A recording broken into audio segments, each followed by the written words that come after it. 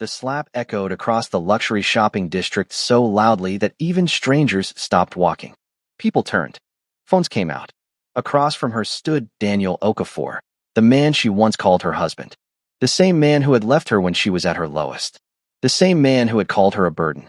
And now, after 3 years of silence, he stared at her with nothing but disgust. "I can't believe you're still shameless enough to show your face in places like this," Daniel sneered, straightening his designer suit, as if slapping her had dirted him. A small crowd began whispering. Some recognized Daniel, the successful entrepreneur recently engaged to a wealthy socialite. Others simply saw what looked like a rich man publicly humiliating a poor woman.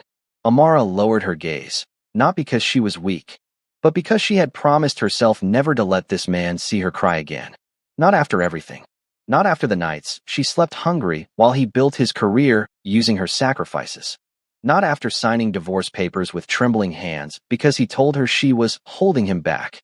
But what Daniel didn't know was that the woman standing in front of him was no longer the broken ex-wife he discarded.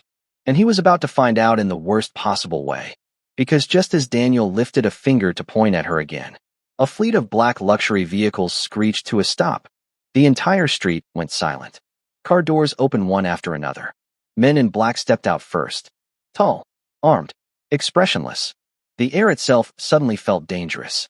And then, he appeared. Kong Min-jae. The name alone was enough to make powerful men lower their voices. CEO by day, Shadow King by night. A Korean billionaire with ice in his veins, blood on his hands, and enough influence to destroy entire families with one phone call. Rumors called him many things. A ruthless businessman, a criminal mastermind, a mafia heir, a monster. But right now, none of those titles mattered.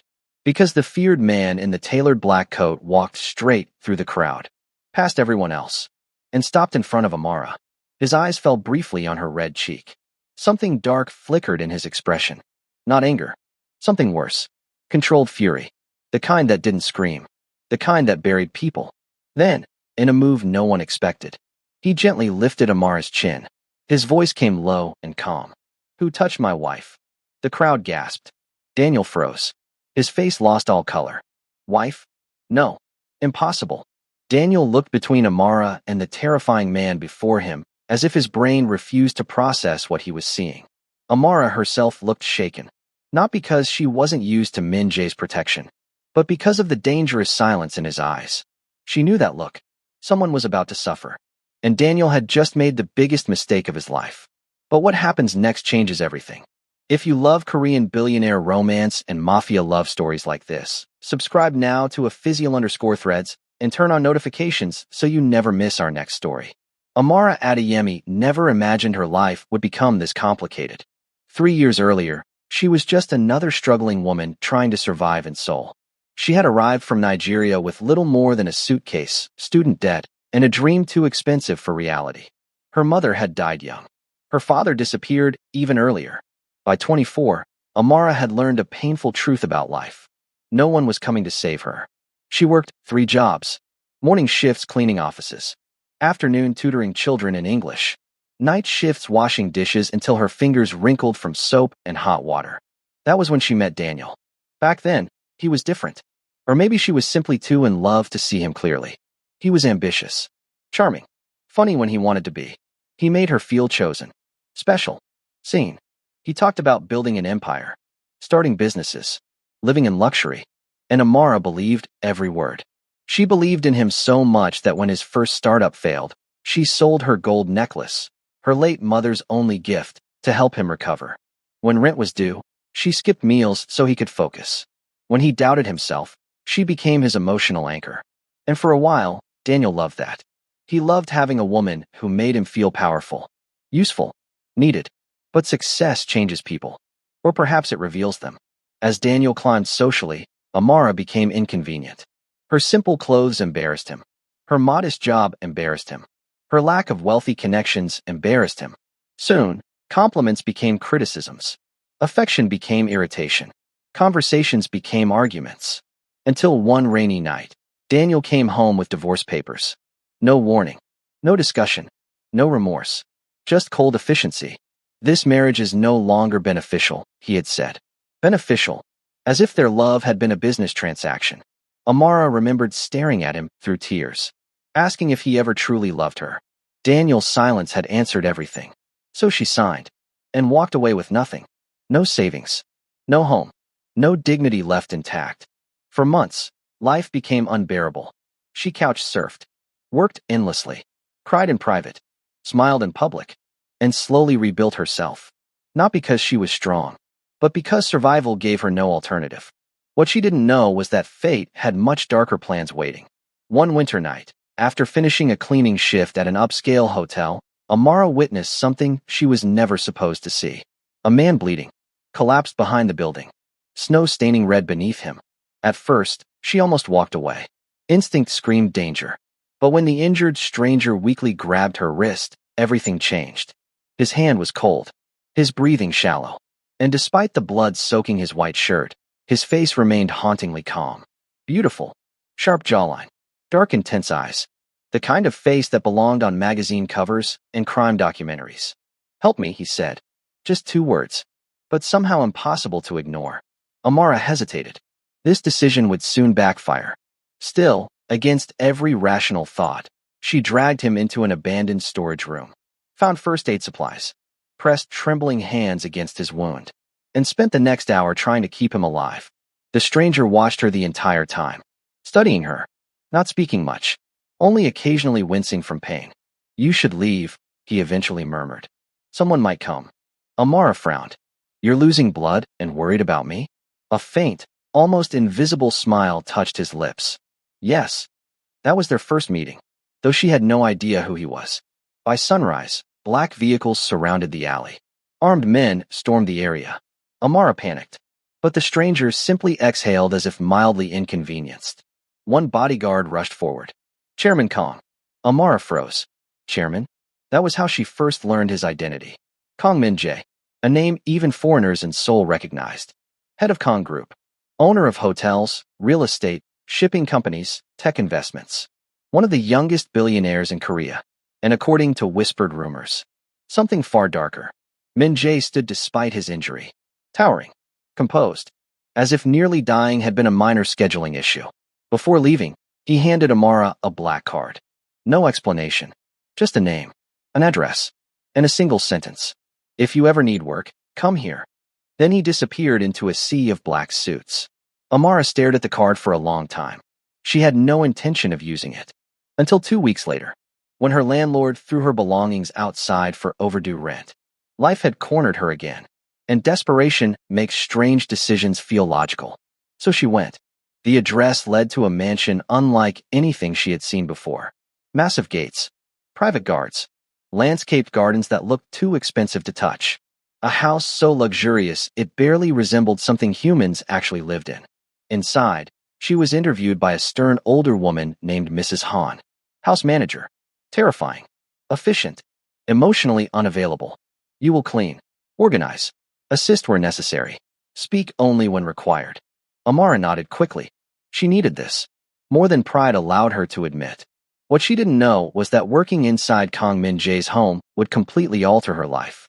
Their second meeting was less graceful. Amara accidentally spilled coffee on confidential documents.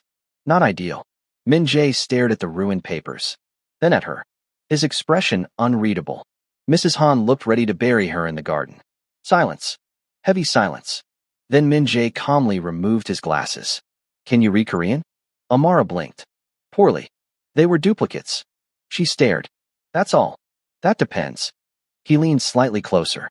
"Do you always panic this dramatically?" For the first time since arriving, Amara noticed something strange. Behind his coldness was amusement. Tiny, barely visible, but real. And that confused her more than anger would have. Life in the mansion became a routine of tension. Min-jae was impossible to understand. One day, indifferent. The next, weirdly observant. He noticed when she skipped meals, when she limped from overworking, when she coughed. He never asked directly. Instead, solutions appeared mysteriously. Medicine left outside her room. Food prepared. A softer pair of work shoes delivered without explanation. Amara suspected Mrs. Han at first, until the older woman scoffed. "You think I care if your feet hurt?" So yes, it was him. But why? Meanwhile, danger was already approaching. Because Min Jae wasn't simply a businessman. He lived in a world built on enemies, deals, violence, power struggles, and blood. Soon, Amara began noticing things. Late-night meetings. Security increases. Bodyguards with visible bruises. Calls answered in cold, clipped Korean. She knew enough not to ask questions. Until one night. Gunshots shattered the silence. Everything happened too fast. Glass exploded. Security alarms blared. Mrs. Han screamed for everyone to move. Amara ducked instinctively. Before she could react further, a body slammed into hers. Min Jae. He covered her with his own body as bullets shattered a nearby window. Her heart nearly stopped. His arm wrapped protectively around her head. Stay down. His voice was terrifyingly calm, as if assassination attempts were routine inconveniences. She stared at him in disbelief. You're hurt. Not yet. Even in chaos, he sounded irritated. That moment changed something. Not dramatically, not instantly, but irreversibly. After the attack, Amara could no longer pretend Min Jae was just her employer. He had shielded her without hesitation, risked himself first. No one had ever done that. Not even Daniel. Especially not Daniel. As weeks passed, their emotional distance slowly cracked. He began asking small questions. About Nigeria. Her childhood. Her favorite food. Her dreams. Nothing deeply personal, but enough to feel intimate. She learned things too. Min Jae hated thunderstorms. Never celebrated birthdays. Hadn't slept properly in years. His mother died when he was 12. His father built an empire through cruelty. And Min Jae inherited both wealth and enemies. Pain shaped him early. Love never stood a chance. Until perhaps now. Of course, no slow burn romance survives without chaos. Enter COG1. Min Jae's fiancée. Or more accurately, the woman everyone assumed he would marry. Beautiful. Elegant. Rich enough to weaponize diamonds. And absolutely threatened by Amara. G1 noticed everything. The way Min Jae's eyes softened around the maid. The subtle concern. The attention. It infuriated her. So she began quietly targeting Amara. Humiliation. Sabotage. Cruel comments disguised as politeness. You're lucky. G1 smiled one afternoon. Women like you rarely experience luxury up close. Amara forced a neutral smile. She refused to react. But G1 wasn't finished. At a family dinner, she orchestrated a trap. A missing bracelet. A false accusation. And suddenly Amara was publicly accused of theft. Rich family members pounced immediately. Of course they did. Poor girl.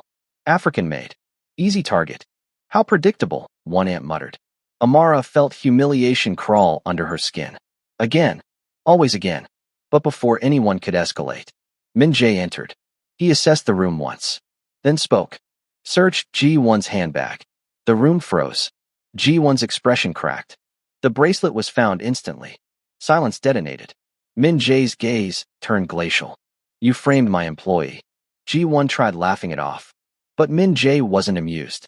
Leave. Min Jae. I said leave. That was the first public sign. He was choosing sides. And everyone noticed. Especially Amara. Which terrified her. Because feelings were no longer hypothetical. She was falling. Dangerously. Stupidly. Hopelessly. And he was the last man she should ever want. But what she didn't know was that Min Jae had crossed that line long ago. He realized it the night she fell asleep in the library. Book in hand. Head resting awkwardly against a sofa. Exhausted. Peaceful. Unaware. He stood watching her far longer than necessary. Something painfully unfamiliar tightening inside his chest. Not desire. Something gentler. More dangerous. Attachment. And men like Kang Min Jae did not survive attachment. Still, resisting became impossible. Rainy drives home. Quiet dinners after late shifts. A shared umbrella. A hand briefly brushing hers. A jacket placed over her shoulders. Nothing explicit. Everything intimate. Until one night changed everything. Amara found blood on his shirt again. Old nightmare returning. She confronted him. You could die and act like it's weather. Min Jae stared. You're angry? Yes. Why? Because she cared. Too much. But saying that aloud felt catastrophic. So she whispered instead. Because losing people is exhausting. That answer did something to him. Something final. He stepped closer. Close enough to erase oxygen. Rain tapping softly outside. Tension unbearable. And then, he kissed her. Slow. Careful. like a man touching warmth after years of winter. Amara melted before logic could intervene. It was everything. Everything she shouldn't want. Everything she secretly did. And for one perfect moment, nothing else existed. Not danger. Not class differences. Not enemies. Just them. But happiness in stories like this never arrives without punishment. G1 discovered the affair, or what she believed was one, and revenge came quickly. She leaked false information implying Amara was a gold digger manipulating Min Jae. Photos, edited conversations, rumors. Media frenzy exploded. Online harassment followed. Amara was devastated, not because strangers judged her, but because part of her feared they were right. Who was she? A maid. A divorced woman with financial trauma, falling for a billionaire mafia boss. It sounded absurd, unbelievable, unbalanced. So when Min Jae was called away on urgent business, Amara made a terrible decision. She left. No goodbye, just resignation, a note, and disappearance. This decision would soon backfire catastrophically, because her departure created vulnerability, and Min Jae's enemies had been waiting. If they couldn't reach him directly, they'd target what mattered. And now, what mattered had finally become obvious. Amara. She was kidnapped 48 hours later. A warehouse. Cold chains. Concrete floors. Rival syndicate. Classic nightmare setup. Their leader smiled cruelly. So this is the weakness. Amara's pulse thundered. For the first time in years, she felt truly helpless. But not for long. Because Kang Min Jae did not negotiate well with people who touched what was his. The rescue was brutal. Explosive. Terrifying. Gunfire. Chaos. Bodyguards storming the building. And through smoke and panic. He came. Like vengeance wearing a tailored coat. Min Jae found her tied to a chair. Bruised. Terrified. Alive. His face changed the moment he saw her. Not relief. Something deeper. Something nearly painful. He untied her personally. Hands unexpectedly gentle. Did they hurt you? Amara shook her head, tears finally falling. He cupped her face and whispered words that shattered every wall she had left. Don't disappear from me again. That was his confession. Not polished, not poetic, but honest in the only language he trusted. Fear, need, possession softened by love. The aftermath was messy. G1 was exposed fully, disgraced, cut off socially. Daniel, already humiliated publicly, attempted damage control. Too late. The video of Min Jae confronting him had gone viral. His business partnerships began mysteriously collapsing. Funny how consequences work. Daniel even tried apologizing. Amara simply smiled politely. No anger left. Just closure. You lost me long before the divorce, she told him. And that was that. Final. Finished. Over. As for Min Jae, he did something no one expected. He changed. Not completely. He was still dangerous. Still feared. Still capable of terrifying silence. But softer around her. Warmer. Human. He slept better. Smiled occasionally. A shocking development for everyone involved. Months later, at a private family gathering, Min Jae's grandmother took Amara's hands warmly. You brought life back into this house. Amara nearly cried. For the first time in years. She felt home. Not temporary shelter. Not survival. Home. One evening on the penthouse rooftop, overlooking Seoul's endless lights, Min Jae stood beside her quietly, then handed her a small velvet box. Amara blinked. Min Jae. It's not dramatic, he said flatly, which somehow made it funnier. She opened it. A ring. Elegant. Simple. Terrifyingly beautiful. Her breath caught. He looked almost offended by his own vulnerability. You already act like you belong here. A pause. Then softer. So stay permanently. Amara laughed through tears. Only Kang Min Jae could make a proposal sound like a legally binding acquisition. Yes, she whispered. And for once, the feared mafia boss smiled without restraint. A rare, breathtaking thing. The kind people might kill to witness. Their story wasn't perfect. Too much history. Too much darkness. Too many scars. But maybe love was never about perfection. Maybe it was about finding someone willing to stand beside your chaos. Someone who sees your damage and stays anyway. Someone who protects not because you are weak, but because you matter. In the end, Amara learned that love does not recognize status. Not poverty. Not wealth. Not nationality. Not past mistakes. And Min Jae learned the most dangerous thing of all. Even the coldest men are not immune to warmth. Trust heals what power cannot. Loyalty matters more than appearances, and sometimes the person society overlooks becomes the center of someone else's universe. If you made it this far, let us know where you're watching from and comment your favorite moment below, like this video, and subscribe to @Physial_Threads for more emotional Mafia love stories.